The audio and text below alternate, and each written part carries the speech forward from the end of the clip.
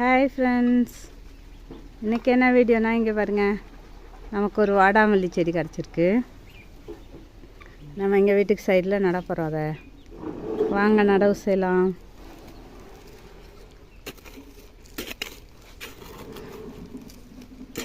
அப்படி மண்ணி குழி நோண்டிக்கிட்டு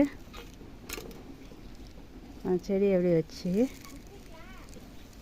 அதே மண்ணை தள்ளி இந்த பாருங்கள் அப்படி மண்ணை மூடிட்டு